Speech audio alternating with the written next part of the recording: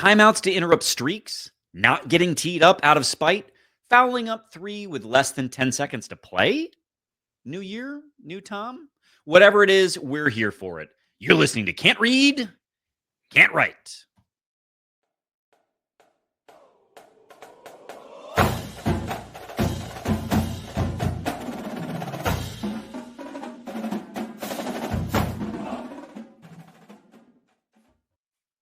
Welcome back to another episode of Can't Read, Can't Write, the podcast that proves Spartans can talk. I'm Mike Jones, joined as always by the guy AI knows co-hosts this podcast, Kevin Greck, and the guy, Jordan. It's so mean to bring up. Oh, it's so mean. Jack, when I did it, it was like, yes, Can't Read, Can't Write is hosted by Jack Plum. And I'm like, why? How did you get to Jack? That you jumped to this because I was hoping you wrote something else because I was still going to call you Jordan no matter what you wrote. What's funny is, let's let him in on this. So, my friends, Michael and Kevin, erstwhile friends, with whom I have occasionally listener guested, asked the AIs, the chat GPTs. A year ago, we did it first. Yeah. Oh no, it's been some time. And a year ago, I didn't exist. But I think it more or less knew you existed. It needed a little prompting. It knew Jonesy and I. It knew Jonesy at that time. Yeah. Okay. And this time we did it again, and it still knew you two, but I'm Jordan. Well, actually, it took a minute for it to get to us. Yeah, you missed actually some prompts before that. Oh, yeah. It said that the podcast was hosted by Spartan Bob, which is, I believe, the fictional character made up by U of M fans from the TJ Duckett touchdown in like the late 90s. One of us was there at age 10 or whatever, apparently, holding the button. But it did eventually get to us, but it never found its way over to our listeners. No. But then we kept asking it, is there a third co-host? Yeah. And then it added Spartan Bob back, I believe, or no, Jordan. Yeah. Sorry, Jordan was the third co-host. And then it was, is there a fourth co-host? And it said, yes, you're right. It's Mike, Kevin, Jordan and Spartan Rob. Rob this time. and then it was, is there a fifth co-host? And eventually the AI is like, no, I'm so sorry. It's just Kevin and Mike. Just two. I made up Jordan. I made that one up. Well, I tried to force feed it me, and then it said, yes, indeed, you're right. It is Alex and Jack Plum. So don't beat yourself up, Plum, because it's obvious ChatGPT has no idea who we are. The synopsis it gives for Can't Read, Can't Write is they focus on MSU sports with a mix of humor, analysis, and insight into Michigan State football and basketball. So couldn't be further off there. Good. Well, keep working on that AI stuff, tech people. It is funny because it was legitimately way better when it came out. And here we are. Yeah, here we are. No. Well, if you guys want to spit this episode into the old AI machine, tell us what it says. But in the meantime, thank you, of course, for listening. And if we could ask a small favor, please share the pod with Spartans in your life. Rate, review, and subscribe wherever you get podcasts. Of course, follow us on Twitter and Instagram at Spartan_pod, on Blue Sky at Spartan Pod. And if you don't mind, head over to the YouTube channel at Spartan_pod. Give it a subscribe, like, comment, all that good stuff. It's been only bullying in the comments lately, and I need to pick me up. So if someone could, that'd be great. Wait, are they coming for us? Like for real? There's someone who is probably listening now that has only commented 3 times. They've all been negative, and most recently was for our use of AI artwork for cover art. In fairness, I'm with them a little bit. That's also fair too, but otherwise it's our faces. So it's truly a Sophie's choice. Okay, I get it. Anyway, let's Plum. What are we doing this week, guys? I'm back. So we're doing a lot of unhinged nonsense. Let's start there. This podcast always leads off behind the green wall, and their football leads. We've got at least one new edition to talk about. We'll do that. We'll review 2 Michigan State victories, one from the jaws of defeat, which we can only thank Illinois for. And then we'll talk hockey. Before heading off Grand River, a couple pieces of information. Actually, I'm really interested to chew on the whole Wisconsin saga with you both before previewing the Rutger, which plays in less than, but almost exactly 1 week. Preview hockey because it's 8 week, and then we'll take your Twitter questions. And there are 8 week happened. Greg just finished preview. I listened last week, and therefore I knew that, but was making sure you knew I knew that. But took this opportunity to call out Greg for not show off updating how much I knew. And then we have 400 Twitter questions this week. So anyway, that's what we're doing this week. Wow, it's a new year. They were all blue sky. Blue ski. Hey. Yeah.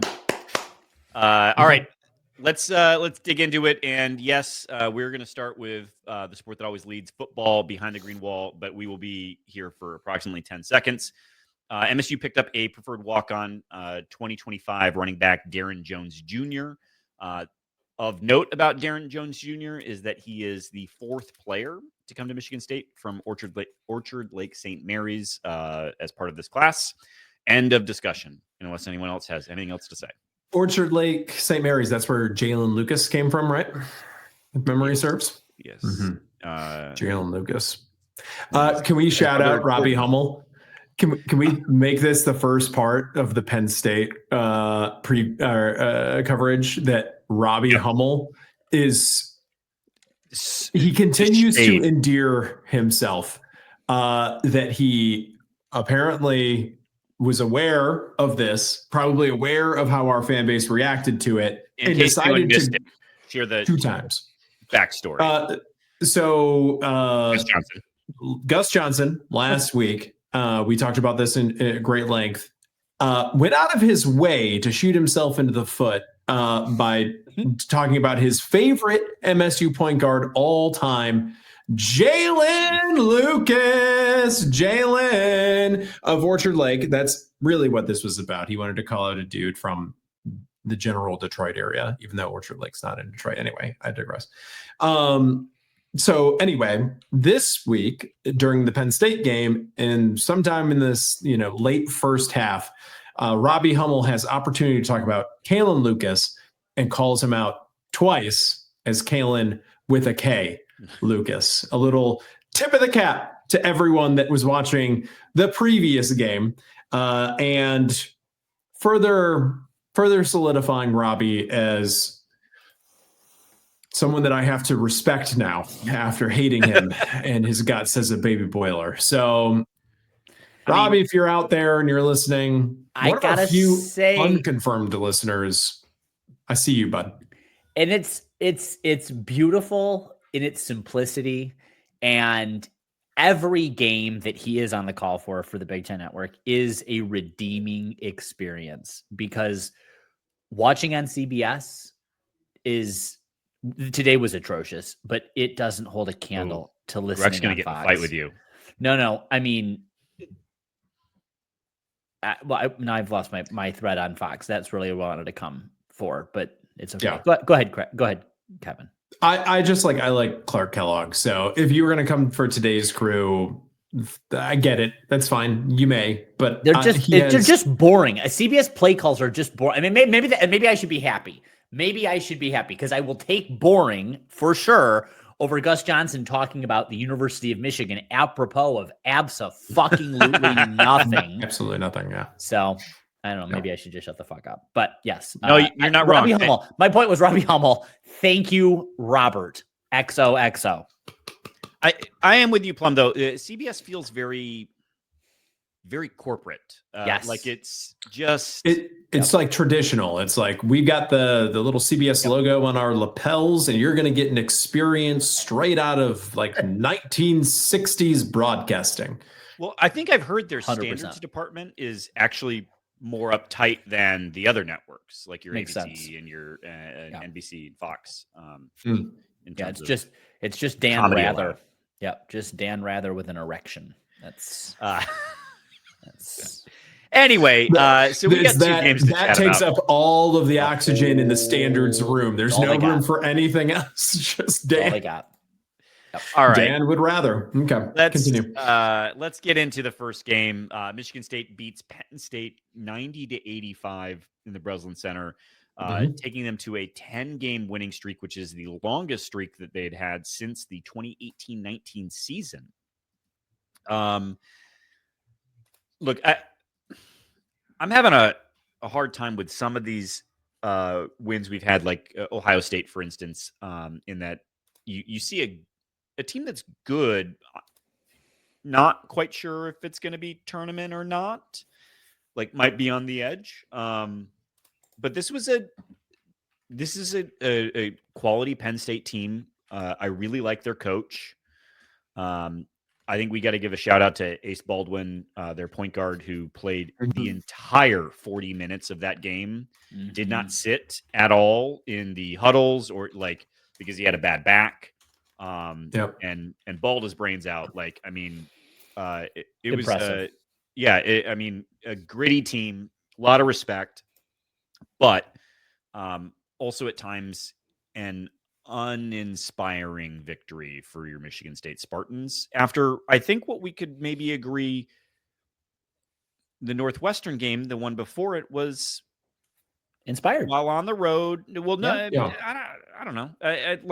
It felt like we're maybe slipping a little bit. And so, I mean, they were up 10 with 5 minutes left, if memory serves, and then it danced around, and then they were up 8 with just a few minutes left. But yeah, I get what you mean. I get what you mean, that it was not. I mean, it was not the Washington game. That's for sure. Used to crushing people, I think, is what I was getting used to, and that started to fade a little bit. Any particular recollections from this game? I got a handful of things to chat about, but anything that comes to mind for any of you? Well, the first thing I'll say is DeMarco Dunn and Zach Hicks need to both be shot out of a cannon into something firm, because their three-point shooting was fucking upsetting. I am not pleased whenever another team is able to shoot 66% from the three on us, particularly when our shooting was even 10% in the second half against this game. Well, it was 6 for 23 overall. On all, yeah. I may be talking out of my ass, but I think Dunn is like a 25% three-point shooter or something like that. Doesn't matter. He shot when it mattered. And, yeah. And that's the point. This game, we were comfortably up 10 at the half. And so the final score is a little misleading, but I was sweating bullets, as was probably everyone watching. Good for Illinois, man. I mean, they were kicking ass, and I love to see it, because it showed that we had to kind of pony up ourselves. And so I was pleased with the medal. I mean, this is the Franklin Fiddler coming out show, right? Yeah. This was the moment that we needed someone, and Frankie answered the call. Like so many Iowa dinner bells, I don't know where this is going. That's great. Frankie Fiddler. Triangle. Yes. As it rings out over the cornfields and over the prairies. That's really great. It's great. And he hops in his lifted truck and he speeds on home for cornbread and grits or whatever it is. Jesus! None of this is. I couldn't do this if Frankie Fiddler wasn't white. Thank God he's white. None of this would work. Yeah. But this, for a guy that has struggled to find his role on the team, because what we were told we were getting coming in is not precisely what we've found so far. He's getting to the line. He's trending up. And he's trending up. Would like to start seeing him hit some of those threes. And even though this was a big game for him, still only hit 1 for 4 on threes. But he was really good at the rim, and really good at the rim at the end of the game when we needed him the most, when buckets were needed. So it gets back to, I know, Jonesy, you're on this whole put me on the list. Jaden Akins is the guy. Like, I believe in Jaden Akins. That's all I care about. I'm Mike Jones. All I care about is that Jaden Akins is the guy. That's write that in stone next to my name. But this gets back to what other people that actually do know ball are suggesting, that maybe there's a rotating cast and someone will answer that Iowa dinner bell. This is really good. Iowa dinner bell when it counts. So good. So good. Plum, what do you think? Oh my God. Oh, masterful.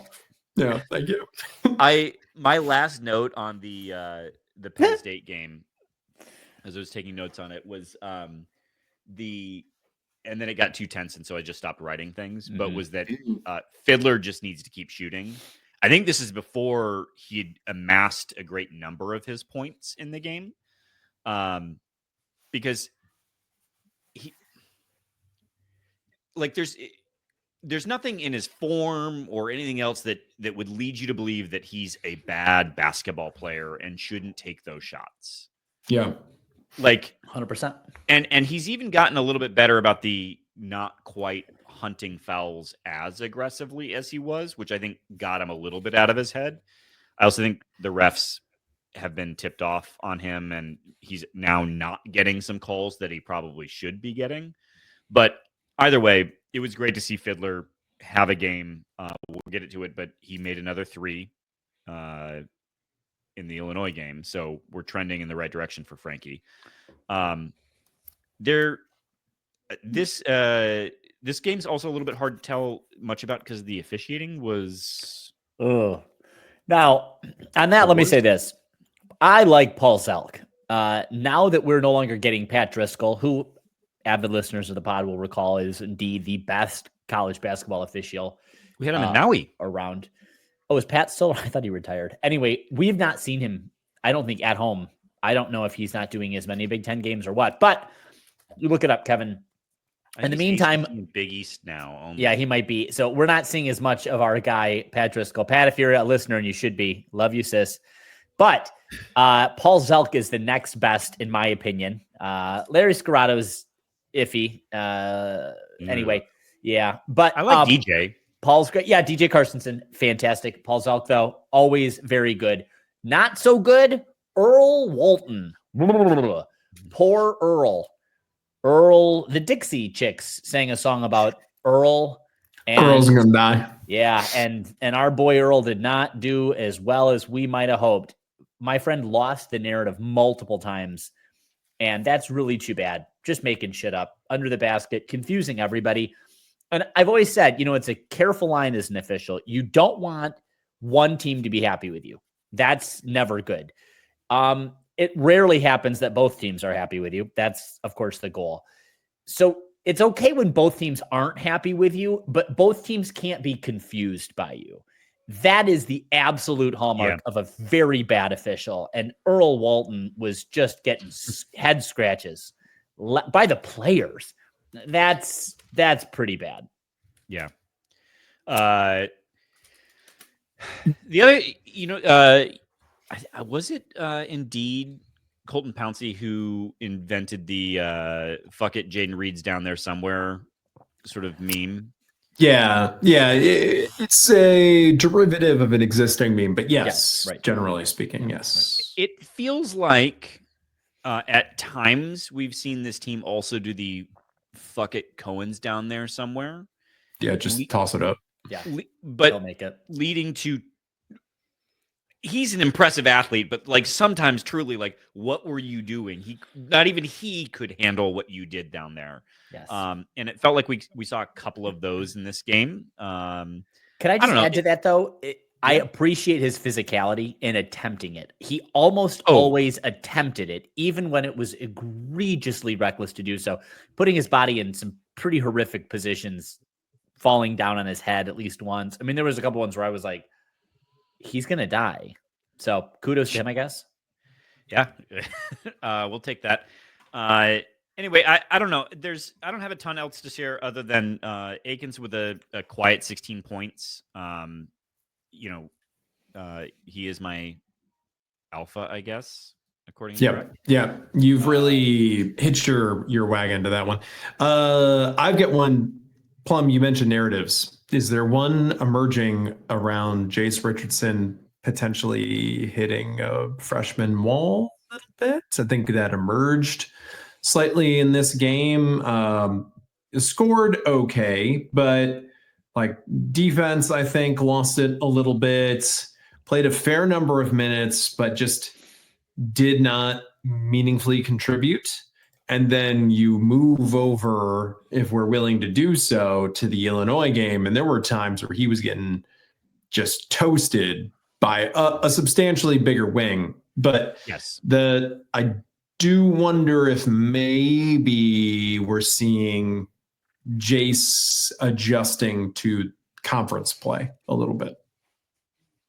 I think that's right. I had texted you both today. I thought and this is now, I guess, if we're going to move over to the Illinois game, my concern on defense for him was, and I know that this is a mismatch. That's 100% right. So we can name that. I don't really know what the coaching staff was doing there, if they just didn't have better options, or if Jace was like, no, coach, put me in. I can prove I'm a big boy. But no, you're not a big boy. No, just a little guy. Just little guy. And it wasn't good. I don't know how to say this without it being offensive. He just reads as someone who doesn't look like he cares. He looks like he's got a chip on his shoulder, and he looks like a little bitch. I know that that's not quantitatively statistical. What? Yeah, he does. He looks, I don't know how to say it. I'm not He's even the drinking. best player on our 16-2 team. I don't know what to tell you. Not living for it. I'm trying to find that column, that looking like a little bitch score. It's in there. Ken Palm has it. I don't think has it. I think he's got it. Torvik might. Bart. I'm looking through the Bart's player stats. Yeah. Jace was covering Will Riley, the Illinois freshman who went off against him today for 16 points in like 7 minutes. Yucky. I just was checking. Will Riley is 6'8" to Jace Richardson's 6'3". It's going to be a problem. It might be a generous 6'3". We might be counting the hair on that one. It was not great. In fact, it became a not terrible problem at the end of the game, but a little bit of 1-2, because I think Riley got another couple points towards the end when it counted on Jace, because Akins was in foul trouble. So, but let's fully move. Michigan State wins 80-78 against Illinois in the Breslin, in a game that Brad Underwood spent his press conference complaining about the officiating. You'll be shocked to find out. Tom did confirm, though, that apparently because Matt Wenzel from MLive asked him that apparently with like 8 minutes left in the game, Underwood and Izzo were talking with each other at like half court, and he asked Brad, "What are you talking about?" And he said, "I'll let Tom tell you." Then Tom said, "I'm not going to get in trouble, but let's just say neither of us were particularly happy." And so Tom also didn't care for the officiating in this game. Fouls ended up being identical, and number of free throws taken, or nearly identical, but number of free throws taken were identical. So there's nothing kinesiological about the way Jeffrey Anderson chooses to move his body on a basketball court. It isn't good. It doesn't help anything. It is confusing. It's unnatural. And when the CBS guys, yes, even the CBS guys are calling it out with their little, that's not good. Not good, Jeff. Get it together, you lunatic. It is fun though when finally the Jeffrey Anderson fan account Twitter that I follow gets an update and it's on our floor. I do like when that happens. Yeah. That's a fun time. Yeah. So I think Illinois presented an interesting challenge for Michigan State. They are a substantially taller team than us. They played I think a really tough drop coverage, which is to say that their bigs stayed near the bucket. There was no getting them out, which presented challenges at times. And Michigan State ended up being more effective at the rim than you would have expected against drop coverage. I don't know if you happen to have it up on Torvik Rec, but what their like layup and dunk percentage was. But hold. While you're doing that. They were at the rim. Illinois was 17 for 23, and dunks were 2 for 2. What were we on offense? And to put that in perspective, MSU at the rim was 14 for 28. So they were substantially more efficient at buckets at the rim than we were, which I think we saw all game with all of the bungling on the rebounds, and then Illinois would inevitably come down with it. Whereas on their offensive side, they always rebounded and always just popped it right back and rebounded. They were bringing 4 to the glass on everything. They were sending more bodies than I think anyone else normally sends against Michigan State to rebound, and they kicked our ass. I mean, I think they only ended up 1 positive. I think in the second half we were +7. But it felt like when that game was scary, it was because we were getting our ass kicked on the glass. Mm-hmm. I don't know. They shoot a lot of threes. I think they went 5 for 25. Some of it was Michigan State. Some of it was luck. Yeah. This is a fan podcast. So let's talk about other fans. Illinois fans and their whole it'd be an entirely different game if the KJ, as they call him, Kasparis Jakatukas, whatever, who fouled out after only playing like 7 minutes. Listen, he fouled out. I know the officiating wasn't perfect in this game, but dude fouled out, and he put himself in a place to get 5 fouls. Correct. And he basically didn't meaningfully contribute. I don't know what Bryce Underwood was talking about in his press conference. Brad, who cares? I know who Bryce Underwood is. I'm so sorry. Brad Underwood. We're gonna get lit up for that. They're so in my head. It was Jordan that said that. Jordan said that. Jordan did. Thank you, Spartan Rob. This whole they think he's like the second coming. They're like the best player in the league, fouled out after 8 minutes. No, he is not the best player. And he's playing well. He's your best player. Sure. He's top 10 in the league, second team, maybe first team. But settle down on all of this stuff and maybe for a second acknowledge that you shot terribly from 3 and terribly from the free throw line.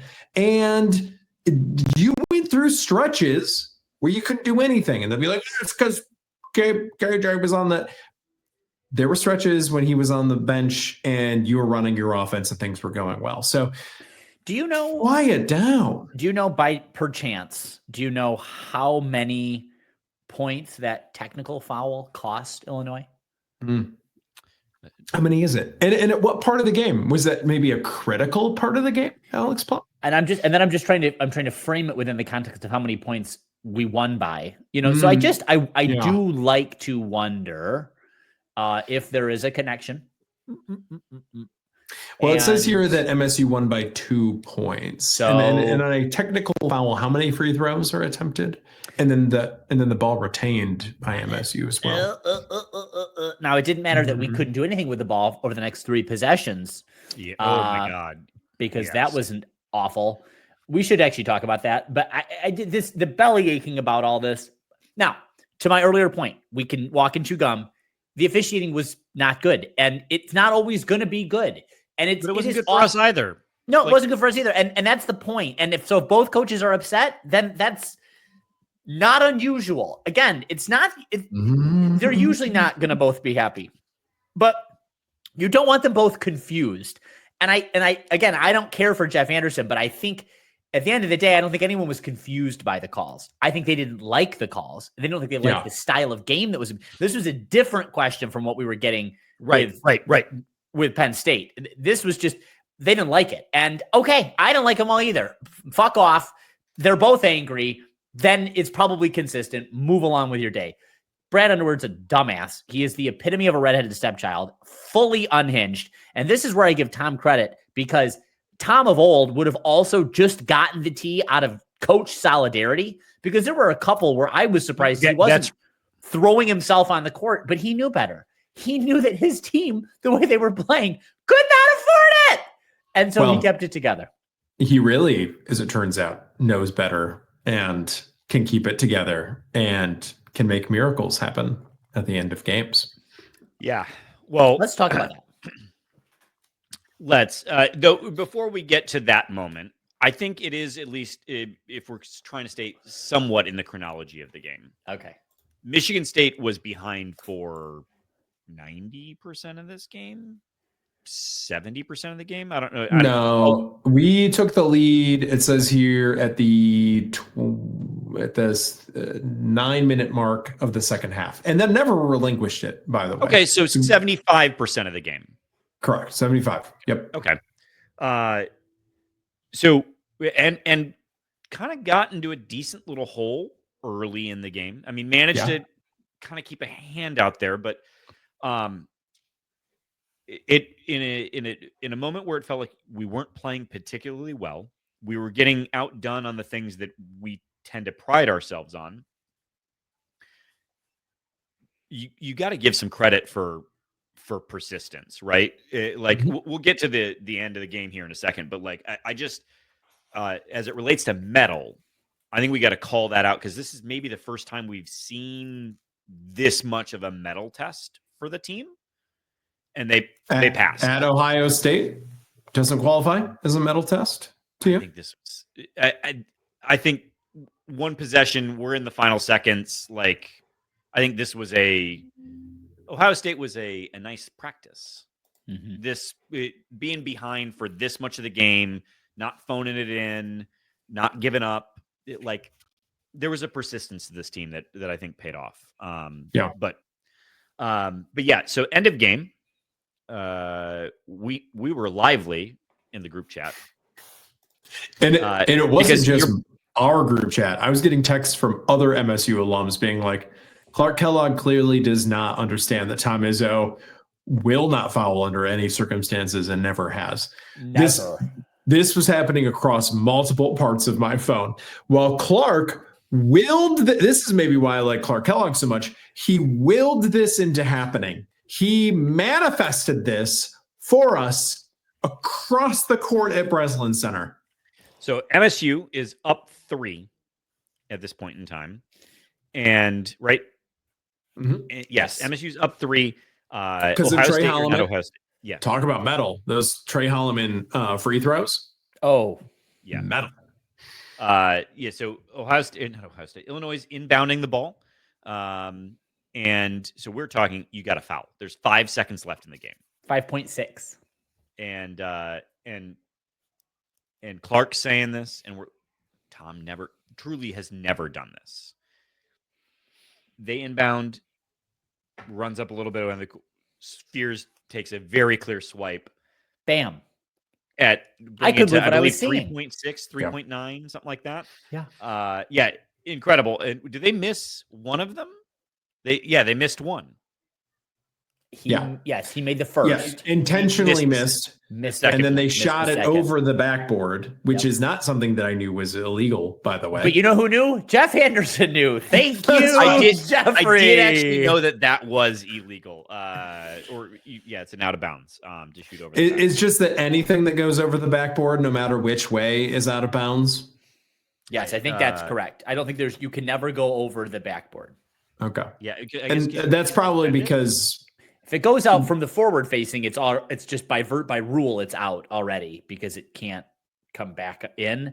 And so this is the alternative, I guess. It's also probably because there are a lot of gyms where they're suspended from the ceiling. So you're going to like potentially bounce off of like, you know, whatever the support structure is up there. So it needs to be a rule. It would be you couldn't defend it. It would be an undefendable ball because by virtue of its downward path, you get goaltending if you did try to block it from behind. So I think that's the real reason they.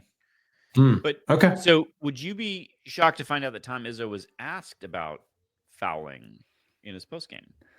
And he said Jeremy Fierce has been removed from the team for cause. Because yes, that was my joke. For insubordination. Fierce just said, "No, we ain't doing that," and just fouled. No. So Izzo says, "I've never believed one way or another." That's not true. Not liar. Empirically, not true. History tells us. Tom, I've watched every one of your games for like the last 2 decades. 20 years, yeah. And so then he goes on to say that sometimes I do, sometimes I don't. You know, because they were asked him, I think was it Memphis or North Carolina where he didn't foul? North Carolina. And he's like, so maybe next time I will foul, maybe I won't. And I'm like, there's nothing to be gained by this. Foul, Tom. Like, what do you think? Not saying what you're gonna do changes anything? I don't know. So this is my question. What was required? What was required was Carson Cooper getting the rebound. I think unless it was Jackson Kohler, but I think you're right. It might have been Kohler there, but you'd be forgiven for suspecting Cooper because he has butterfingers. He really was not my favorite player today, for a number of reasons. But whatever one it was, only needed to simply rebound the ball, and we fucking were atrocious at rebounding consistently throughout this game. And so, yeah, thanks, Jeff, for bailing us out on the behind the rim. It was gig. The correct call. No, it was the correct call. Yeah. But. He didn't make it, though, right? No, but they whistled it dead. There was no rebound afterwards. Like 9 left, right? So, like. But if there was a dude right there to put it back. Put it back in. I mean, maybe that's the other reason that it's illegal is because to your point, Plum, it's indefensible. That's the point. You can't defend it. But it's also a pass. Sure. Right? Like, well, it could be. Yeah. I mean, it functions 2 ways. You get a freebie of a. It's a fully freebie. Yep. Anyway, whatever. Great win. I think. I'm going to get chewed up for Carson Cooper's 7 defensive rebounds on this game, but I don't care. I don't care. He should have had 12. Yeah. Yes, exactly. What was more killer were the offensive rebounds. Only 13 offensive rebounds on who knows how many misses that we had in this game. My God. Brutal. 1,000. Just very few second chance opportunities. It's striking me. We had 13. They had 15 offensive. It didn't feel that symmetrical. No, it did not. And maybe that's because it's been such a point of pride, both historically speaking, but that's faded a bit over the past few years, even to a degree with Cassius teams. And this year it seemed like it was back. And then to see yourself sort of not being able to compete in the space, maybe that was the glaring part. We would have said this was a decent rebounding effort for last year's team. We would have been pleased with this rebounding effort for last year's team. I don't know. Either way, this put some distance. It would have been nice to see a greater margin, only because it'd give me more faith when we go to Champaign. But look, this might be a sort of a kick to the curb for Illinois in the Big Ten title race now that they have 4 losses in the conference. They have 3. 5-3. Currently 5-3. So, but like these are the games if we want to remain in conference contention that you just absolutely need to win, and they're continuing. Like we're going to do the Rutgers preview, but on the road at not at Rutgers, in the Garden against Rutgers, Minnesota, and then we take our LA trip, USC and UCLA. Hopefully UCLA is continuing its complete and total meltdown. Maybe Mick Cronin will have committed seppuku on the court by then. That's where he's trending. So he brings the energy. He's the only one bringing the energy. For honor is what he would say. Look at how honorable I am, as he puts the blade into his midsection and then just sort of strolls it around. Because then you get Oregon and Indiana at home, but then things start to pick up. February 15th, we go to Champaign. February, Purdue comes to town. Go to Michigan before Michigan comes back in March. Away at Maryland, away at Iowa. Like, we need these wins now because the meat of the schedule is coming, and it's gonna be kind of gnarly.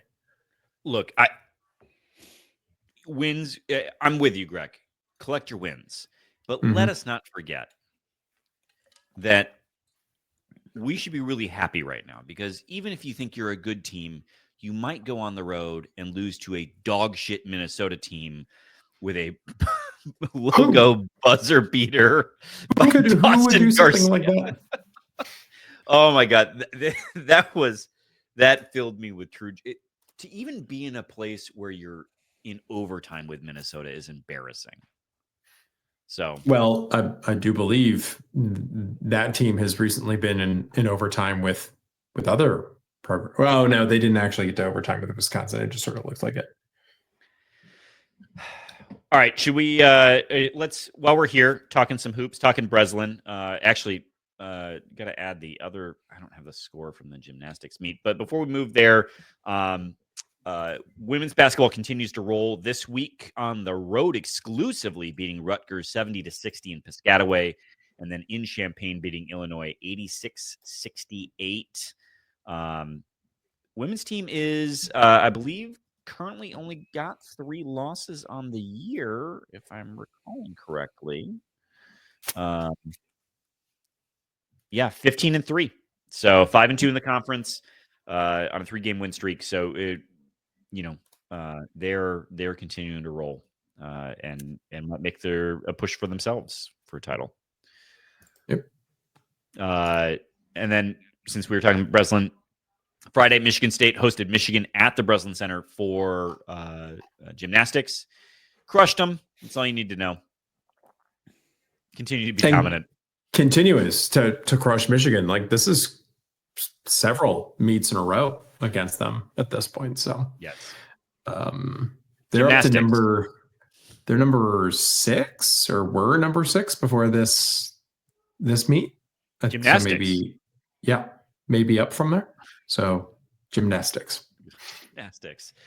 Speaking of gymnastics, let's do that hockey talk, shall we? Yeah. So this was hate week, as it can get in hockey, because Indiana doesn't have a team. They're not man enough, I guess, for that. So go on the road to Yost, and unfortunately didn't take advantage in the first period of a just absolute onslaught of offense that the team was able to put up. And eventually, ended the game with a tie and did not win in overtime. It was a non-win in overtime. Fortunately, though, still get a point for that. Then you come back to Mun Ice Arena. The game's actually available to be viewed on the Big Ten Network. I'm sure everyone listening here was popping back and forth between BTN and Fox or CBS, wherever the Lions were, to make sure that they were watching that game, which was a bit of a trouncing. It only ended up being 4-1 in the end, but it was like a very fun game to watch because we were pouring it on at times. We got a shorthanded goal against Michigan, which we love to see. And at the end of the game, because they were so bothered and they knew they couldn't hang, they gooned it up to the point where one of their players is now serving a suspension at the beginning of the next game. So it was sad to see from a program like that, but it was also a good old time. Yeah. To see our number one team in the land just take it to top 10 Michigan team. So pretty good. Pretty good. I know this isn't the preview section, but the real test now is this weekend. If you can get yourself to Munn, it's Minnesota coming to town, and this is the series that makes a Big Ten championship right here. These are the top two teams. This is the real deal. So get yourself out there. Did you guys get a chance to check out any of the game on BTN? No? Okay. Well, Trey Augustine, I think they had like 40-some shots, only let one in. So Trey Augustine, good to have you back from World Juniors, man. Well done. Actually, keep it up. Hold on. Trey Augustine leaving the team. I want to go back to Illinois for a second. Can we talk about Yakachonis or whatever his name is? I believe I called him Yakadukas. Yeah. What is? Yeah. I recall Miles Bridges having to pay money for having a $35 dinner purchased for him at one point in time. His parents. Mm-hmm. Oh, his right. parents having a $35. So they made Miles Bridges pay money to charity to make up for that terrible sin. Now, obviously, we've gone far afield from that moment in time, and we were all a little bit pearl clutchy back then. But the idea that this dude played professional basketball in another country and now comes, I thought that was a barrier. Yeah. No, that's how all the Euro guys are. Franz and Mo Wagner did that years ago.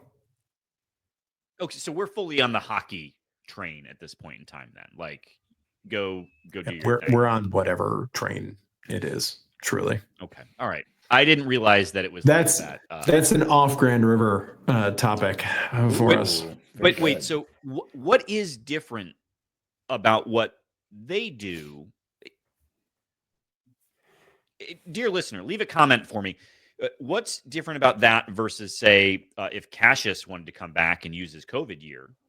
He doesn't have a COVID year, but or when we get to unlimited eligibility, why can't he and Tyson come back here? Right. It's a good question.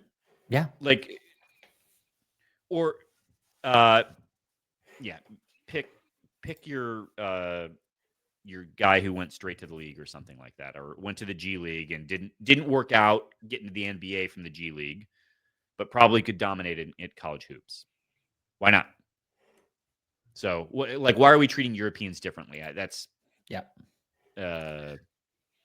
what I don't fully understand.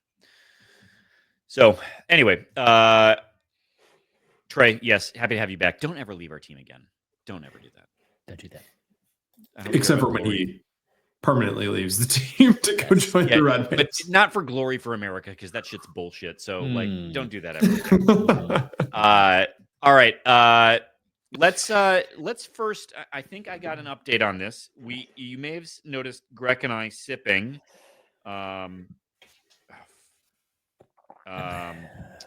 Nope. Don't have an answer yet. Okay. We're sipping number 4, and I expect an answer any second now. It's a tequila. It's a Blanco, clearly. It's a good sip. I'm down to sip. For a Blanco? Yeah, I'll take that every day. We'll reveal in a second, but in the meantime, let's tell people about Mama's Mercantile and Eatery. You should go to Instagram. I got the answer mid-read on a second read. Stupid. At mamas.merc on Instagram. You should absolutely go check out everything that's happening there. You can find them on the World Wide Web as well. Just Google yourself Mama's Mercantile and Eatery. They are located off of I-94 on the Washtenaw County, Jackson County line, exit 153, Clear Lake Road. I'd pitch the Honolulu burger, but that probably is too soon. Either way, you got $3 domestics you can find there. There's some great meals. I think there's a pot roast maybe that's being explored right now. Maybe that's not, it doesn't matter. Great food all around, great cocktails, and if you mention Can't Read, Can't Write, you get 10% off of your bill. You'd be doing us all a favor if you just popped in there and all of you took that free 10%. So just take it. It's there for the taking. It's truly there for the taking. We're going to get real mad at you if you go to Ann Arbor for the Michigan State game and don't stop into Mama's Mercantile and Eatery and get that 10% off. All right. Yes. So number 4 is Lunazul Primero. Oh, another Lunazul. Okay. And yeah, I would say this is adjacent to worth sipping on its own. I don't know that I'd probably pick it, but like it's good enough to sip on its own, which means that it would be great in a cocktail. I believe Lunazul was one of the sponsors in the game against Oakland, because I remember seeing it there on the court, painted on the court. It was like, Lester Jones. I was very Leo pointing at the camera, and he was like, "Yeah, that's a tequila company. They can sponsor events. Yeah, I could do that." And he was so cool about it, and I was anyway. They could this is good. Us if they want Bye. to. We would drink every week. Anyway, all right, let's head off Grand River where I think we've got some really great stuff to talk about. So let's set the stage first with our Miami and University of Wisconsin beef. Yeah, good. So, great place to start. Yeah. Wisconsin signs a player named Xavier Lucas to their team. And we've since found out that that Xavier signed a 2-year NIL commitment from the University of Wisconsin for revenue sharing. Directly with the university for revenue sharing. That's important. Yes. More on that later, by the way, because this also gets really funny. But the Xavier unenrolls from the University of Wisconsin and takes his talents down to South Beach and enrolls in the U. And is going to be there this year, apparently, because nothing matters. Now, important step in all of this, the NCAA issued a clarification that there is nothing preventing a player from unenrolling from one institution and going to another institution and competing immediately. Important in all of this, I should have mentioned, real important, is that when University of Wisconsin found out about this, they refused to enter his name into the transfer portal. And then that's when the NCAA issues this guidance. Effectively, in case it was, because it takes a second to think this through, like it's not quite on the surface what they said, but the transfer portal does not fucking matter. It's dead. Like the transfer portal window does not matter. All gone. It's dead. Putting your name into the transfer portal does not matter. Nothing about the portal is real or matters. Yep. It might as well be as portrayed in the Dr. Pepper commercials. Like that is how real it is. So, okay. Then Wisconsin releases a statement outlining not only the deal that Xavier had signed with the school directly, but also saying it's also our understanding that Xavier has a deal with our NIL collective. Now, I'm sure they know exactly what it is, but it's not for them to technically say because we're still doing this dance. Yeah. But yeah. It's also our understanding. The rumor is right. But then the Big Ten also releases a statement. This was one of the most interesting parts to me. The Big Ten took the steps of issuing the supporting statement. Continue, Jonesy. Yeah, essentially backing Wisconsin, saying that like this isn't okay. Now, I'm super curious to see where all of this goes. There are in some states torts. You can sue people for deliberate conduct or negligent conduct is what a tort is. So you can sue somebody for tortious interference with a business contract, a business relationship, something to that effect. I don't know if that's the law in Wisconsin. I don't know if it's the law in Miami or in Florida. Those would be the two sort of relevant places.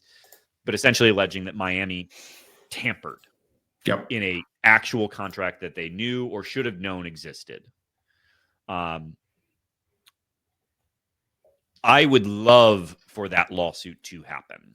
Like, I actually think that's a good thing, because the unspoken thing in all of this, because I think we can have a conversation about that. Like, well, the tampering, but the good news is Wisconsin signed a dude to a 2-year deal.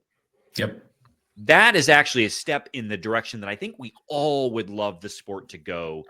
While we're not opposed to player compensation, but like stability, development, those sorts of things. So anyway, I'll take a foot off the gas here, but that's the situation. I'm just thrilled that this seems like something that would happen to us a lot of the time, where we would be issuing a statement like that, and the Big Ten wouldn't bother to support us. So it was such a breath of fresh air that this is happening, and it's happening somewhere else. That was a delight for me. But I think you're right. My initial reaction in the group chat, which maybe someday we'll give you guys access to, was like, oh, good. My interest in college football chipped away even further, because now we've got universities threatening lawsuits against student athletes for going from one university to another. But I think you're right, Jonesy. Like, honestly, entering into these multi-year contracts and figuring out what this means, what the implications are, might help us kind of add some stabilization to these rosters. I think we all on this episode agree that, like, ultimately it needs to be collective bargaining, and there's really no other way around this at the end of the day. But as an interim step, this could provide some stability of, hey, you've entered into a 2-year NIL agreement. Here's actually what that means and what's required of you before you can move on somewhere else. Because I've seen it, Jonesy, I've seen it said somewhere that maybe that means he's ineligible to enter into an NIL agreement at Miami. I'm not sure how that would work. But at the very least, it kind of goes, it adds some stickiness to this whole thing that just does not exist right now. I don't know why he would be ineligible. I mean, it's not like I can only enter into one NIL agreement right now. Right. Yeah. I didn't get that argument. I didn't know if there was anything to it. It didn't make sense to me, but I assume that there's some what in retrospect will look like rookie mistakes being made on behalf of lawyers who are drafting these things. Because you'd think that as you draft one of these contracts, you'd be like, you are not allowed to collect NIL from any other NCAA school.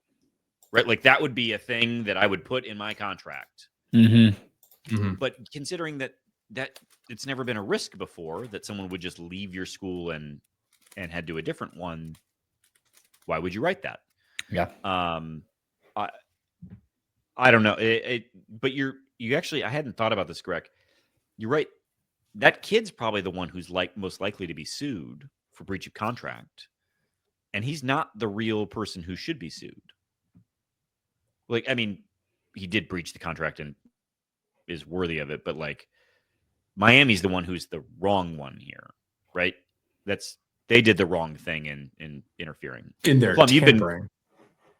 Plum, you've been quiet over here. I think you're covering it. I think this is a strong case for them. I was surprised that the Big Ten said anything, because generally the Big Ten tries to stay out of shit because they're feckless imbeciles who have no principles or morals.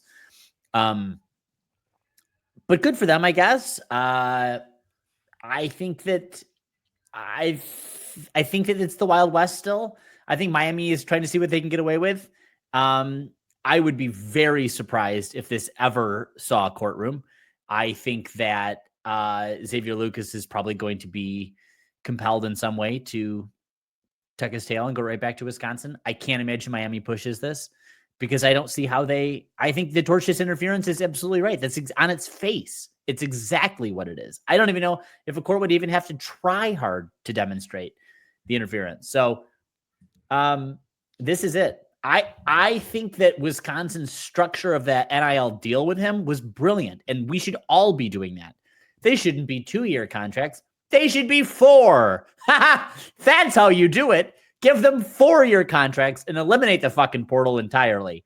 And then we get back to our Kevin, your halcyon days, the days of yore, olden days, my friend, the days where it really meant something to sidle up beneath those when men were men, timber pines, and watch as shadows fell. So, Jonesy, you said it's going to look like rookie mistakes are being made.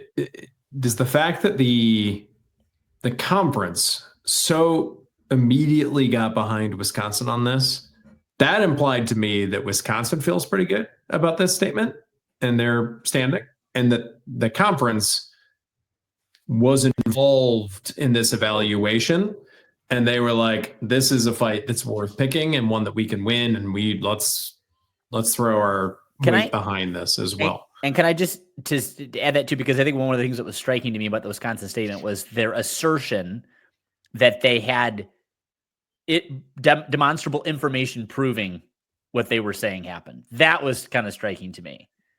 Yeah, you're right. And I didn't mention that. Wisconsin called out in their statement specifically that they had credible evidence of tampering. That was pretty good.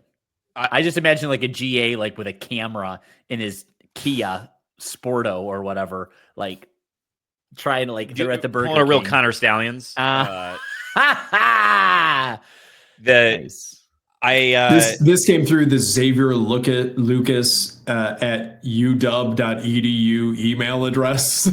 Oh my God! Please, pull that howler. This won't come out right. So good. I will say, to your point, Greg, though, the Big Ten's rally behind this actually is potentially pretending we all didn't cover our ass in the right way. So maybe all of the schools didn't protect themselves against players, which might be a reason all of the schools said, yeah, we should definitely do something about this because they all had faulty contracts. Okay. Maybe, that could be. The Big Ten rarely has the back of it. That's what I mean. Yet, for Wisconsin of all places to get the backing of the Big the conference. Yeah. Well, if this happened to Ohio State, right. 100%. Maybe not because of embarrassment of riches. I don't know. But anyway, I'll be excited to see how this pans out. And I'll tell you, if this does not go in Wisconsin's favor, fuck everything. Fuck all sports. I mean, as a Detroiter, I'm utterly beyond the NFL now, of course. So this is the one last thing I have. And if I can't trust there to be some guardrail, some fucking place, good God. Well, so related to all of these contracts, though, we should move to our next topic. Yeah. Which is that just sort of like flow. This happened across. This was just like this wasn't even like a big announcement. It was just sort of like, oh, hey, Department of Education had a look at this, and be advised, Jonesy. Issued some guidance for how Title IX applies to revenue sharing. And the Department of Education has decided that revenue sharing constitutes financial assistance and thus must proportionally be awarded in equal measure to men's and women's athletics. And which we always kind of thought this is where this was going to land. We knew there was going to be a lawsuit about it. I didn't think the Department of Ed was going to weigh in like this. That maybe they were just like, let's get in front of it. But it seems what this means, dear listener, is MSU and a lot of other programs had a plan that football and basketball players were getting the bulk of rev share. 90%. Yes. That was part of the conversation that Graham had with confirmed listener Alan Heller. But they always had in their back pocket the knowledge that this was going to result in a lawsuit, and it's possible that this was going to happen, that they'd need to equal it out. I wonder if this was the NCAA just being like, by the rule of the land, this is probably what the courts would decide, but let's get to the bottom of it. Do member institutions sue them over this? Do football players sue them over this right now? Yes. That's what every football player should be joining in a lawsuit against the Department of Education for this finding, right? They can't yet. They haven't been hurt yet. There needs to actually be a distribution of revenue for them to be able to injure. Okay. Because the fact is, there are almost no women's games broadcast on television. If their contracts are invalidated, if the school comes back and says we don't have that money we thought we had, then they might be able to sue, because then they've been injured. So maybe they don't need an actual rev share to happen. And implied in the Xavier Lucas Wisconsin case that we just talked about is that rev share. Those contracts have been signed. Those contracts, yeah, they're live. Well, so I do have.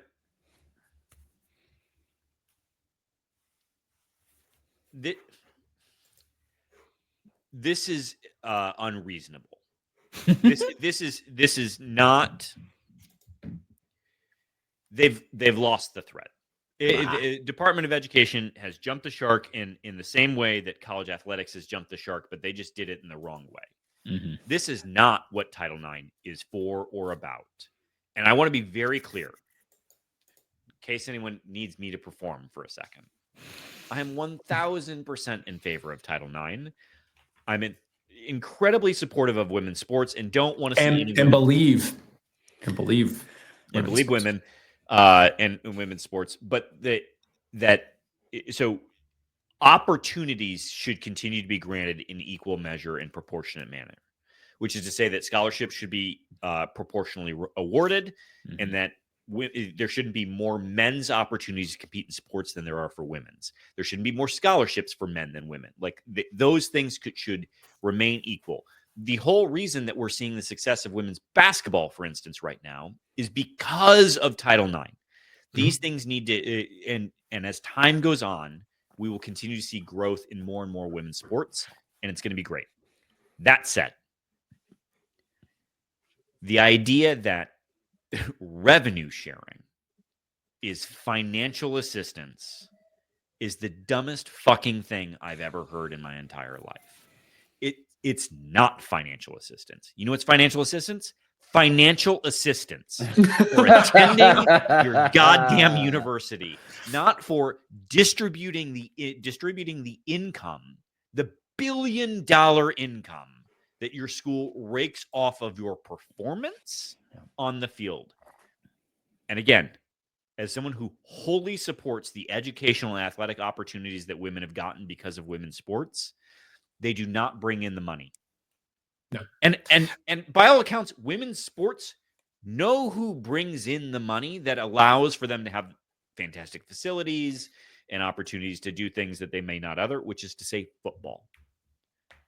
Basketball is not even really. Michigan State basketball is not a massive money generator. It's a huge anomaly. It's one of like 15 plus revenue generating programs in the country. Yeah, and I think it covers women's basketball. Which is to say that women's basketball of all of the women's sports is probably the most revenue positive. It's the one that's on TV the most. You're seeing them now on FS1. I think they occasionally do get on network TV these days. So, but yeah, so the Department of Ed, I don't get this one. And so what's interesting now is all of this is in response to a settlement agreement that hasn't actually been approved yet. Yeah. It all goes back to the House agreement, actually. Now I wonder, shots fired to the judge. I wonder if this, which is getting increasing numbers of legitimate objectors to that settlement. There are a lot of reasons to object to this settlement. But so there's all of these schools signing contracts, making plans. Well, you've got to sign the contracts and you've got to make the plans because the games are going on television. The revenue is coming in. Fox, NBC, CBS, they're writing these checks. So the money's coming in. So you got to do something with it. The contract for something that isn't the law of the land is technically not allowed by the NCAA yet, and now is prohibited by the Department of Education. Oh. Like, what are we? Yeah. Dude, if Congress can ban TikTok, well, can they? For the love of God, can they, Michael? Can they ban TikTok? Not they fully. Can say they wish it was so. But anyway, can you bring it up on your phone and tell me if Congress has successfully banned TikTok? Let me just go back in the Wayback Machine for a hot minute. But if Congress can be thrust into action to ban TikTok, then my God, we have a multi-billion-dollar industry here in the United States that no one cares about outside of the United States, and is undeniably in crisis. Yeah. Could you do anything? I don't know. This is the dumbest thing I've read all week. Is this? But it substantially moves all of this stuff forward. All of the inevitabilities. Like this was a big leap week in terms of reaching the inevitable outcomes. I think at least. But what? Yeah, you're not wrong. But we knew there was going to be a push by presumably women's athletes to advocate for themselves, which they should. Yeah. But I'm shocked the government intervened here. Well, the government just announced its interpretation of its own law. Right? Which is entirely premised on a fictionalized version of college athletics in which they are not making money for their member institutions. Like, could you imagine what happens to the cognitive dissonance that would need to happen if ever these athletes are allowed to collectively bargain without yet being awarded employee status, which is a theoretical sort of proposition. I don't know, man. This is it. Hey, Newswire. College sports are a mess. This is the dumbest shit. Can you believe? And the DOE hopping in on this. You want to talk about defunding the Department of Education? Defund this nonsense, not the actual substantive, meaningful work that they do. So Trump's on a roll, brought back TikTok and is taking down Jonesy's least favorite department. There it is. Okay. You heard it here first. Wow. Got a real Trump supporter on our hands. MAGA Jonesy. MAGA Jonesy. My God. Did you buy his shitcoin this week, Jonesy? Did you get rugged on that? We prefer meme coin here. Oh, that's right. I didn't read the white paper. Pardon me. Should we go on to this week's Rutger game? Yeah, let's do that, and then let's hit these Twitter questions. Yeah. Listen, we're already 72 minutes into this podcast, so I'm not going to spend a time on this. But this is the game. If you're a college basketball fan, especially if you're in the Big Ten, you've probably heard a lot about Rutgers all of a sudden bringing in McDonald's All-Americans, and now you're going to get to see them. Bryce Harper and Ace Bailey are playing very well.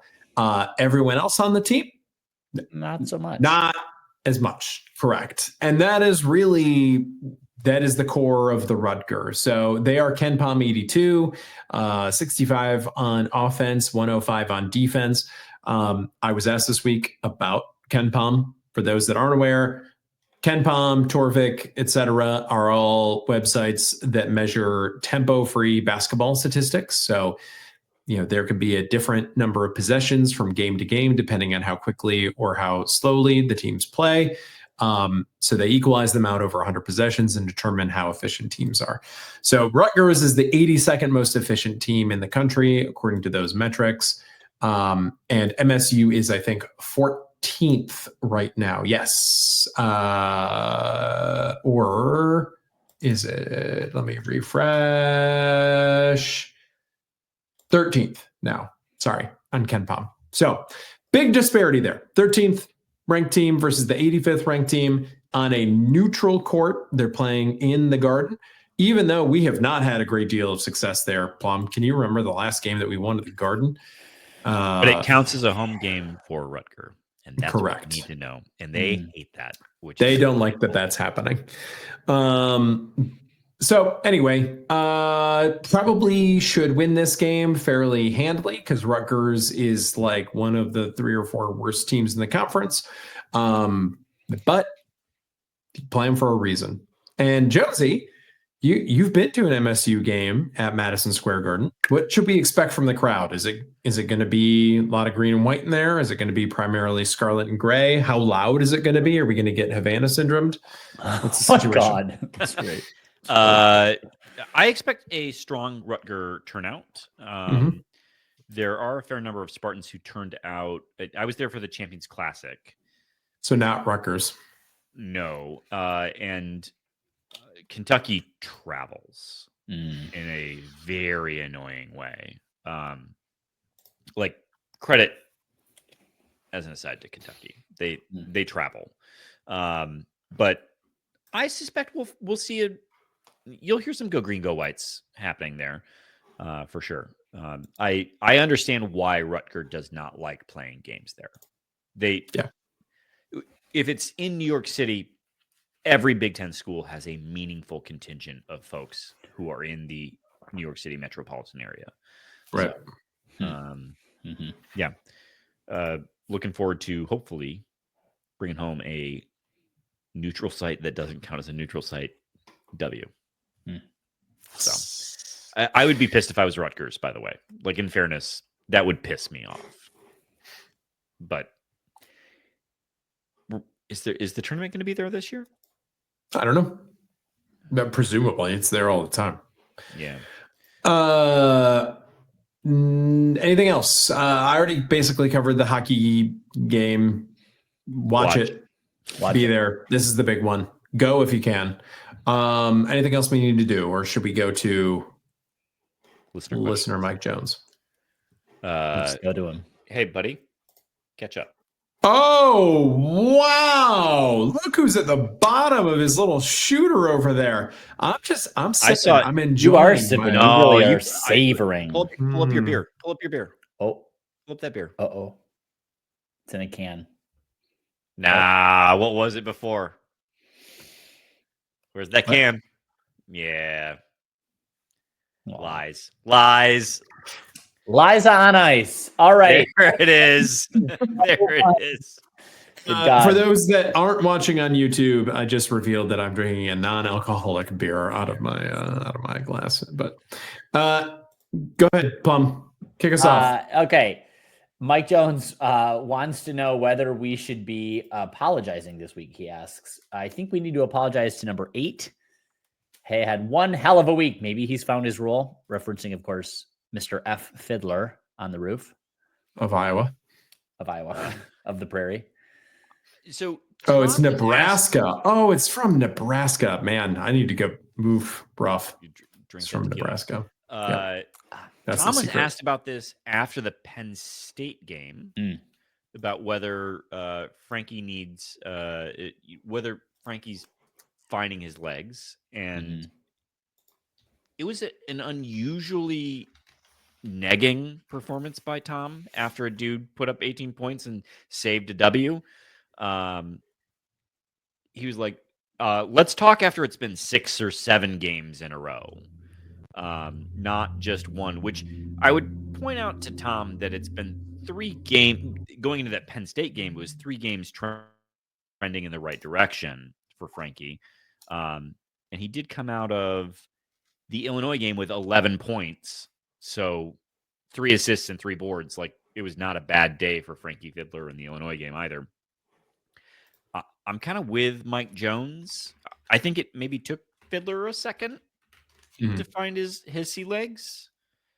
But if he can carve out a 12 plus points a game performance from here on out, I think we're going to kiss Frankie Fiddler on the lips, right? Oh, like, dude, if reliably 12-point performance, yeah, I would. Yeah, I'd give him the old Nebraska squeeze. And you're probably the only one tall enough to reach his lips, so it's all you, buddy. Okay. All right. I'd pay to see that, frankly. Last up from Mike Jones this week.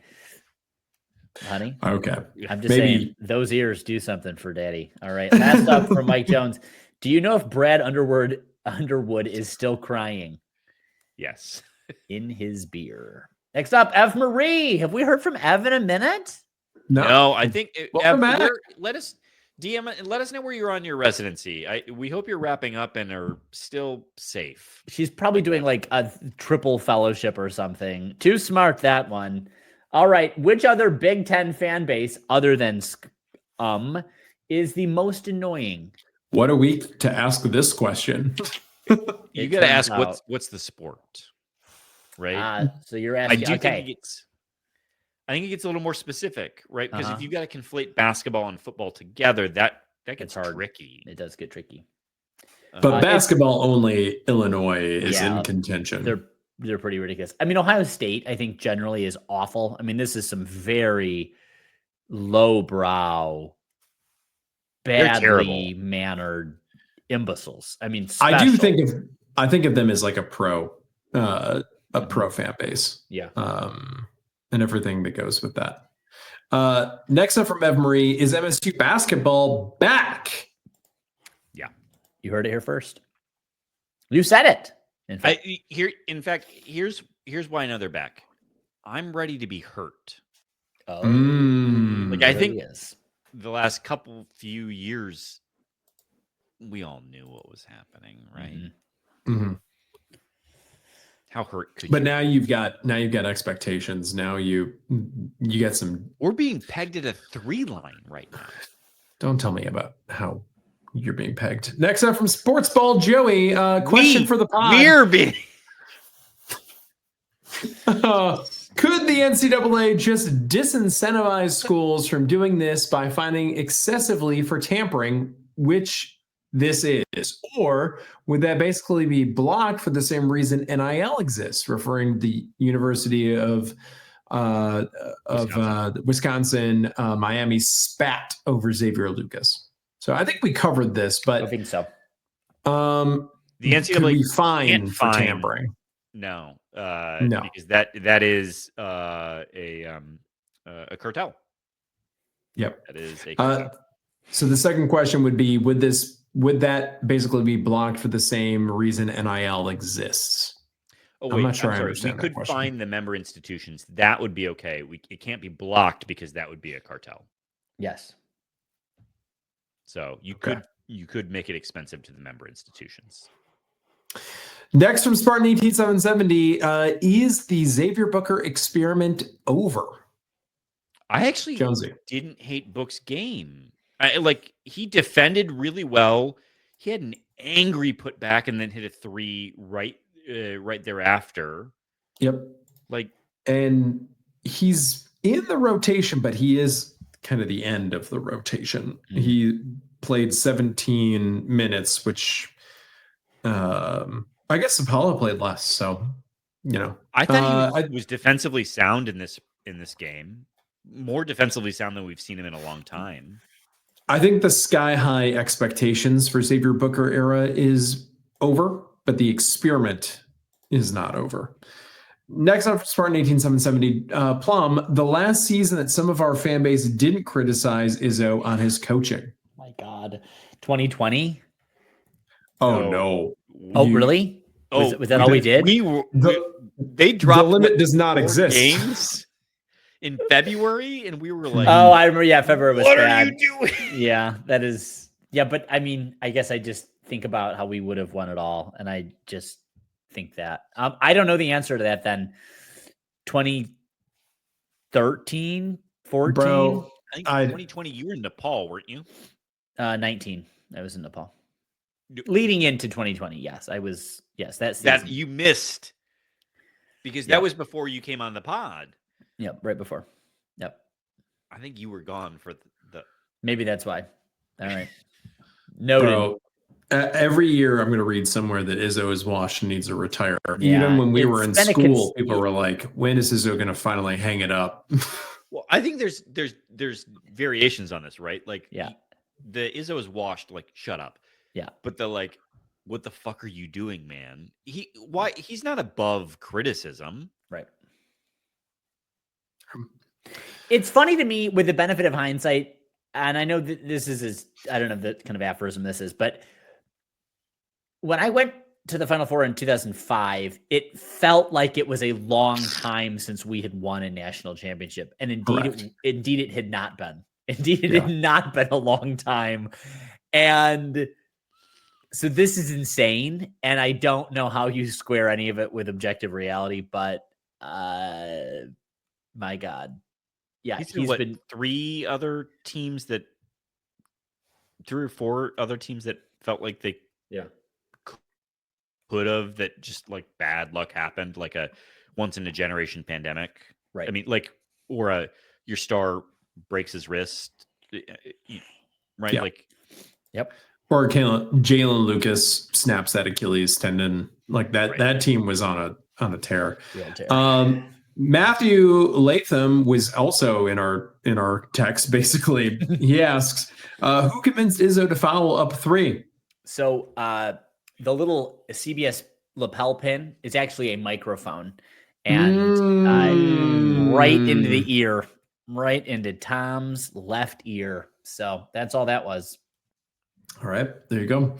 Next up from Stupidest Shardy, in honor of Solari saying the Izzo should be loud while MSU has the ball. What's the stupidest opinion you've ever had? That's really good. Should we context this or not? Yes, really give it context. I like it because also in our group chat today. So Solari tweeted that the Izzo got really loud for the second miss on the free chicken McNuggets. Mm-hmm. So if for anyone who doesn't happen to know, if Michigan State, if the opponent misses 2 free throws in a row, then free chicken McNuggets are awarded to anyone who attended the game. Hashtag stacking nugs. Hashtag brickin' for chicken. But anyway, the Solari then tweets out that the Izzo got too quiet after that second miss. Doesn't say what the end result was. I assume Illinois scored. But then the Izzo tweet, this is so annoying, is like, was it good enough for you, Chris, or something to that effect? Quote Chris tweeted it. Yeah. You guys were great, but and then have you ever ever considered being loud on offense? That's loud what really matters. They use hand signals instead of their voices on defense. They have to use their voices on defense because it's loud. If you're being loud, they can't hear if they're, so they have hand signals. Good job. Well said. Well said. And that is, I think, unfortunately, a summation of Chris Solari. And I sometimes just don't tweet, I guess, is the answer. To answer your question, though, stupidest Shardy, I'm going to go ahead and say my earlier opinion on Chase Richardson is the stupidest opinion I've had today, but only the stupidest opinion today. I mean, you could grab any episode at random, stupidest Shardy, and you'd be like, oh, well, there it is. That must be the stupidest thing that person's ever said. And it wouldn't be. You could grab another one at random, and it would be even worse. Yeah. Next up from Spartan 1963, would you trade the MSU puck and hoop win for a Lions win? No. I know. Yeah. Also, I think it's got to be a no, and I got to say that hurts. But I will always get more out of it. It's going to get worse for you later. In a second. It's going to get, and you know what? It's going to come from someone you love and care about, and it's going to not feel fair. Betrayal. So turn that one to you. I don't. Next I don't. Next up, Kate I don't- Wall. I don't love her. Just kidding. I do. What am I supposed to do with no basketball or football to watch this until this Saturday?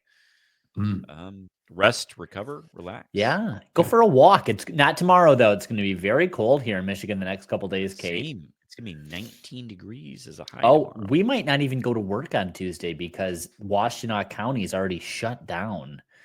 Wait, really? What? Preemptively. The wind chill apparently in southern Michigan, Ann Arbor or whatever, is supposed to be like -19. And Holy. so they've preemptively, like, some schools are closing and the county shut down. So we may not even be open. What if you guys better warm up by the time I get there? -19 on the WC, huh? Later on in this Word. episode, it'll be -60. So just be All right. careful. Plum, I want you to read with your eyes while I read aloud. Not a question, but I've noticed that now when I think of Mix Christie, I think bad things about him. And I was a defender of him when he was here. Shout out to Plum for gradually rewriting my memories and opinions. Now, my Plum, do you feel you were in a safe space because she used asterisks in the names? I like this a lot.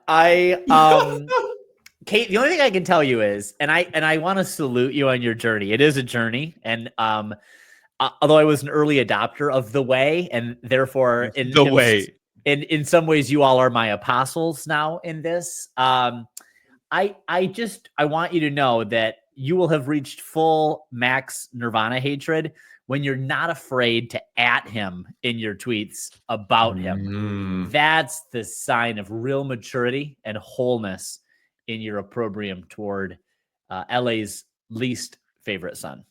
All right, Plum, this next one, I'm going to lead with you and then Greg can follow up. Samantha Zill asks, if the sports gods gave you the power to choose one team to win on Saturday, the Lions or MSU hockey, who would each of you pick? So I know this is. So I know this is unpopular. I would have chosen the Lions. If I could have chosen, I would have chosen the Lions. I would have. Kevin? It is a regular season game, but it is against Michigan. I know this is unpopular, So but I would take the MSU hockey win, and to double down on it, I would take the MSU hockey win against any team. I would take the basketball win against any team. I would take the football win against any team. I'm going to pick an MSU team over a Detroit sports team. That's not unfair. I don't think that's unfair. There's a special indignity. I'll say this. If it had been a close game, I probably would have gone with the hockey win. I think it is the way in which the Lions lost that was so incongruous to the season. And especially at home, I mean, the contextual factors here make the loss so much more difficult to stomach. Not only like last year, and I guess maybe the only other thing is, absolutely we deserved to lose. And with the number of injuries this team has had, we're not a Lions podcast. Difficult loss. So, okay. There you go. I mean, we could go back to what we talked about, the Jaden Daniels factor. Like I read a really great article. Podcast and the listeners of this podcast knew what Jaden Daniels could do. We 100%. saw it with our own eyes at Spartan Stadium. Very eyes. So, yep. Jonesy, you haven't answered this yet. Yep. I would want to know. I will choose what the masses choose. Oh my God! Look, I don't care. I don't care. Are Michigan State Spartans number one in the nation? Wait, it's the Saturday win. It's this. Oh no, I can't let Michigan have the weekend. I'm sorry. No, it's easy. Thank you. Sorry. There it is. I'm so sorry. I thought it was like. Okay. No, Michigan can't have the weekend. There you go. Next up from JRL, are we really the school they love to hate? Yeah. I think so too. And you know what? That's the place you want to be. Who's they in this? Well, Illinois.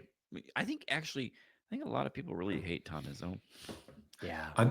I disagree. I think actually now the Nasser situation really No. I'm changed these for what? I think as a complaints works the refs incessantly. Like that's just Michigan fans getting in everywhere. Yeah. I think we are as a program pretty well liked. I think that took a hit for a while, but I think we were a team that people liked to root for back in the day, and then it tanked, and we deserved it in many ways. And I think we're starting to make that back, slowly but surely. Just the tea leaves, and maybe that's me being, maybe those are my green colored glasses and what I'm choosing to read and choosing not to. But I think generally speaking, other programs don't mind when we get to have a little bit of success. Maybe it's just because I think Illinois fans know that if we asked Brad Underwood to replace Tom Izzo, he would do it in a second. 100%. But I think who Illinois in Big fans, Ten coaching wouldn't? Well, I think most. I have questions about Brad Underwood as a coach, but I don't know that there's a coach in the Big Ten that would be worthy of consideration. Yeah. Like I don't even think we would take Matt Painter. Like, ew, fuck off, yucky, disgusting, horrible. But like, I don't know. Maybe I'm wildly out base here, and I'm not suggesting we hire Brad Underwood. But if you had to hire someone from a Big Ten school, I don't know that I want someone who, because Brad Underwood annoys the piss out of me. Yeah, he's not good. If I'm taking any coaches from Illinois, it's going to be football, right? I mean, the man, closet juggalo. Bert. Gotta be Big Bart. Right. Big Bartalicious. Let's go to Travis, because this is the same. It's the same theme. I'll read this one since I got the visual context on it. That's right. Yeah, please. Yeah. So Travis's quote tweets: Jim Comparoni of Spartan Mag's VCast, which is titled, "Is it okay to say that Michigan State is a Big Ten contender?" He says, "This is my question. Is it okay to say that the undefeated team in first place coming off a big win is a contender? When did our fan base become so soft? We're the best team in the Big Ten and the national title contender. Deal with it." Well, I don't disagree at all. And Ken Palm would. I talked to Kevin Gregg about this after Jones unceremoniously hung up on us and ended the three-way call we were having. I had to get out my rotary landline and dial Kevin's party line and wait for a few minutes for my neighbor to get off. Not know what a party line is. Wait for my neighbor to get off the phone. They call Klondike 5. At any rate, after that, I mentioned the disparity. This is the CBS had one of those little infographics up. I was surprised at how much better Illinois looked on paper and in person, but on paper particularly. Wait, can we time out on that for a second? Because I too noted that. But Michigan State was a 3-line, according to Jerry Palm, and Illinois was a 4-line. And Illinois was better than us in every single metric. And it wasn't like hair's margin. No, 3-4. And that is fully the Tom Izzo factor. That's just what it is. It's just the Mr. March. That's just brand the matters. Qualitative brand. We have 100% benefited from that a couple. Also, wins and losses matter, and Illinois has taken a couple lumps, and MSU hasn't yet. Not. And Jerry Palm's a simple man. It's win team go up, lose team go down. Go down. Yeah, good. Love that. Steak Jerry and doesn't potatoes. understand the formula. The wins and losses get you into the tournament. The advanced metrics, those are seed line numbers. Well, Correct. Don't worry about it. Don't think too hard. I'm with you, Trav. Yeah. I think this is clickbait, though, from our good friends over at Spartans Illustrated. But wait, are you Kevin Gregg saying national contender? I'm not sure national title contender. I think what we saw today is actually Illinois is a better team. And in fairness, Tom also said that Illinois is the best team in the Big Ten. Yeah. In his post game. But I think this is a Sweet 16, Elite 8. 100%. But hey, and I'll go ahead. To win a national title, you got to get lucky. That's you got to win. You got to win a game like this. Mm-hmm. No, well, and we'll know it's a serious thing if we go win in Urbana-Champaign. Then, only then will I say, okay, yes, indeed, there is maybe something special here. But until then, mid-run, mid-tourney, mid-leady. I don't know. I think Travis, I'm with you.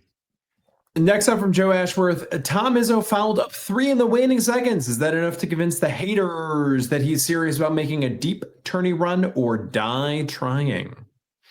I think Tom deciding that he's going to run up the score against his Big Ten brethren is the thing that should convince you that he's serious about that. That's it. Fouling up 3. Else. Yeah. I truly think that Jeremy Fears toss a coin. said, "Nah, I'm not doing that." I think so too. I think Tom was like, I don't really know. I'm not going to call that play. I don't know enough about it. But if you think it could work, okay, I support you. And that's what happened. So next up, go ahead. Jordan Villarreal. The commentators were talking about MSU's free throw percentage. Be honest, is Plum a secret basketball consultant? Izzo? If I were, these last couple games would not be proof of it. Our free throw is starting to regress in ways that I'm not pleased by. As noted by we didn't even talk about that. This was the worst performance, I think, of the year. I think what were we 21 of 27? Yeah, not very good. 77.8% is doo-doo with last year. Caca. This isn't last year. This is this year. I have been on record, though, in this pod, I think 2 weeks ago, saying I have been consulting with Izzo. He is upset at me because the amount of time that I've convinced them to spend in practice on free throws has, of course, come at the deleterious cost to our 3-point shooting. And I do have to own some of that. That's on me to some extent. Last up from Jordan. Michael, what's your favorite winter activity in -16 wind chill? Drinking. I mean, like, what is there to do? You go skiing in Michigan. Yeah, it's not Colorado, but it's fun. It's still fun. It's fun. It can be fun. Hockey, Jordan, I guess, is my favorite winter activity. All right. Winter sucks. After January, winter sucks. Not even. I'm sorry. Let me rephrase. After the new year, it's time to move on. I don't get bored of this until like mid-February. Then I get very upset. It's like a quick cliff. Marley trained for this. Marley's up next. Why is everyone acting like Illinois is the best team in the Big Ten? Even if they'd pulled this one out against us, they didn't. We still would be up in the standings. Yeah, Tom said they're the best, which I do like. They present a lot of problems, and I don't know that we commented during the game. I don't know how we're in this game. Right. Multiple times we said that. Yes. At halftime we talked. Greg, it was astonishing. It was a miracle, basically, that we weren't down 10 at half, that it was a tie game. Yeah, so Marley, I'd like to be with you on this one, but Illinois is a good team. The problem with Illinois is that they shoot a lot of threes, and they're not very good at it. Yeah. As we saw today. Yeah. Right. 5 for 24. I actually made them worse than us today, which is a real feat. Is that the first time that's happened this It has to season? be. It has to be. But isn't that saying something that the two proverbial best teams in the Big Ten right now can't shoot threes to save their fucking lives? And that was the other thing I thought of in the game, which I know this is not related to anything, but part of the reason that Underwood is mad, because we've seen this with other teams too, the foul differential when you come to play at Michigan State. And I think it's because these teams are coached to play very physical against us because they know that's how we play. And then they just get surprised because it's then aberrant with the fouls they're expecting given their normal way of playing. I don't know if that's true because I watched 0 Big Ten non-involved Michigan State games, but there's a consistent coaches coming to coming to the Izzo, Breslin and saying things afterwards like, wow, or the refereeing. Well, no, I mean, to be competitive, you're going to have to play. You're playing against the sixth man, which is really the winner today against Illinois. And anyway, so maybe that's a little bit. No. That was an interesting possible. Thought. I enjoyed that. So anyway, I don't know how we got there to that point, but 3-pointing. Well, the point is, next up is Beth Amaro, Plum. There you go. What a great Sparty win, and just in time to save your buddy Sheehan. I was seriously worried about him. Now a Lions question. At what point in the game did you all lose hope? It was... At what point in the game did you lose all hope? Not you all lose hope. It was when they put in the backup. They had to put the backup in because touchdown Teddy. Yes. Bridgewater, yeah. Yeah, and he did the shovel pass, and it was like electric, and the guy ran it and was like, oh my God, that was great. And then he was in again, and he threw, I think it was a pick six. I think the guy ran it right back in. That was on Goff. Goff threw the pick six, which he tried to block and then got rocked. They got destroyed, just got popped. By the way, I was happy.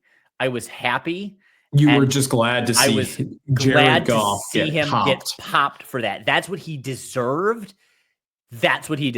So I lost all hope then, I think, Beth. When we were within 10, I kept thinking maybe the defense will finally get it together. So that was it. When Jared Goff threw the interception before the half. Which one? Oh, okay. The one right before the half. And I know that in the second half, they got it a little closer, but that was the moment where I was like, that's it. I don't think they're going to win this game. No, yeah. Like, they needed those points and they're not going to get them. And now Washington gets the ball back. And I would have put all my money on lose at that moment. At that point, yeah. I haven't talked to any of my friends that were at the game, mostly because I just want to give them space as they because they spent a lot of money. That's my point. I cannot imagine. I mean, I was a couple of minds. I was like, first, I'm so glad I did not spend any money to see that because that would have really destroyed my soul. The second thing is I'm doing dry January. I am so glad. At one point, I was like, maybe I could just have a beer, like a beer, those Lions celebrate. I'm so glad I didn't give up on my streak. Good for you. Good for me. We're so proud of you. We're so proud of you. All right. Next one from Thomas. Thanks, Beth. Great question, Beth. Love you, Beth.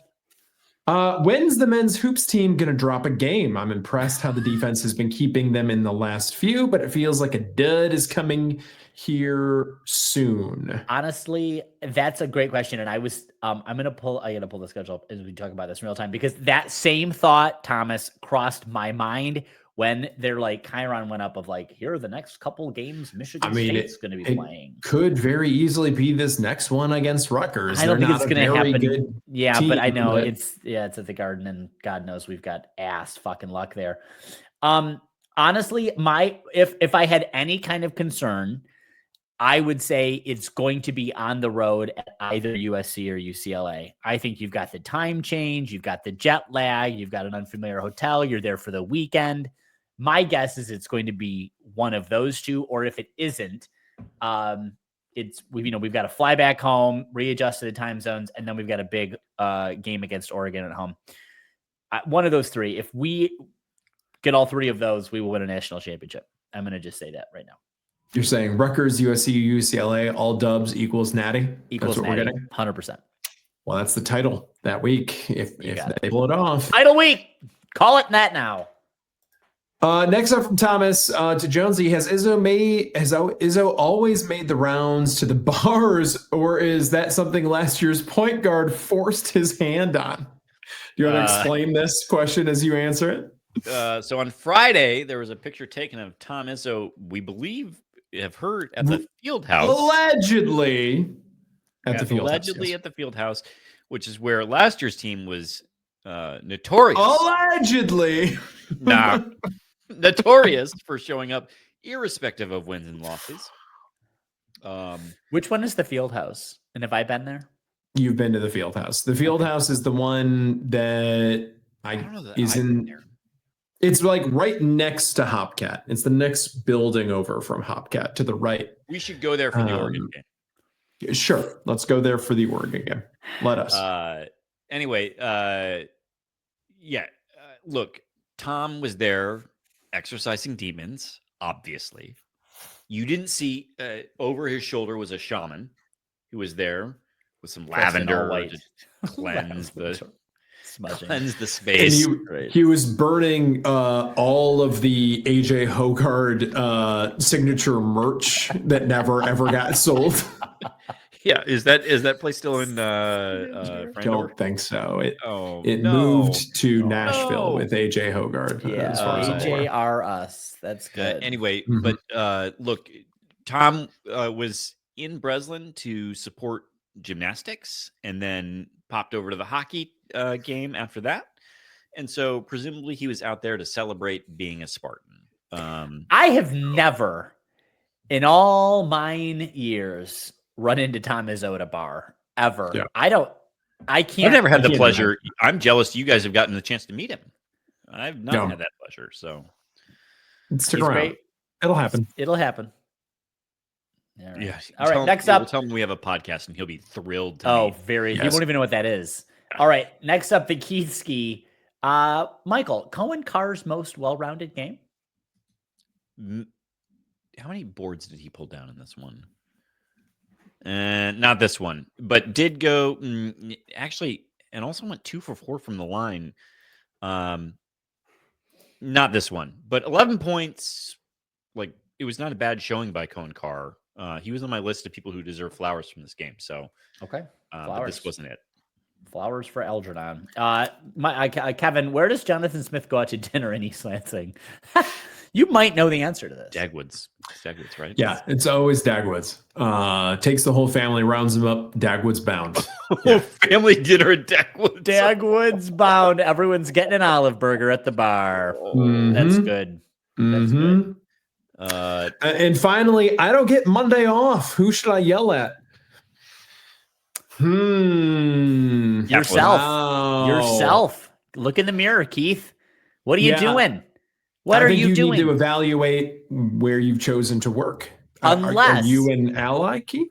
Unless your employer is so progressive that they no longer stand for performative wokeism, and they've swung the pendulum the other way, which is to say that the folks you serve are in such need that they can't afford a day off. So why should you? That's real solidarity. Keith is saying they get Columbus Day off. No. That's Indigenous Peoples Day? No. Columbus. They get Columbus very Day specifically off. Columbus, all caps. Yeah, all caps in bold. Next up is Mamopaleaf. Oh, boy. Where is Plum? A, on vacation. B, somewhere with the Peace Corps. C, packing up his Lions attire. Can I just point out, it's not the Peace Corporation. Okay, this isn't Peace Corp, Susan. Okay, and as someone who's theoretically bilingual because you are Canadian, one would hope that you would have been able to throw the S on the corps de paix or pie. I don't know how you say it in French. I don't know, man. It's all colonization. So where was I last week? With the Police Corps. Oh, I was with the Peace Corps. Oh, did you call it out on here? You probably did. No, I don't think we did. I think you listened to Plum. You insisted. Yeah, I did. That's right. Well, I was on 16 speed, X16 speed. So really hard to make out who's saying what when. All right. Last up from Mamopaleaf. Kevin, will you call this weekend's hockey results truly a tie or possibly bragging rights for UM? How is it possibly bragging rights for UM? We got 4 to 6 points. That's a good point. No, I think she's saying. I think that meant over. Was it a tie or was it did you split? I think she meant. Sorry, Mamopaleaf. I'm actually trying to help you here, but you can't write a good question. Or was it bragging rights? She can't. The first one was pretty solid. I think these were truly bragging rights over U of M. They know that they escaped with one in overtime for the first game, and they know that they got trounced in game 2. So I'm going to take the bragging rights, and they know it as evidenced by their conduct at the end of the Saturday match. Next up, I will never do that for you ever again. Yeah.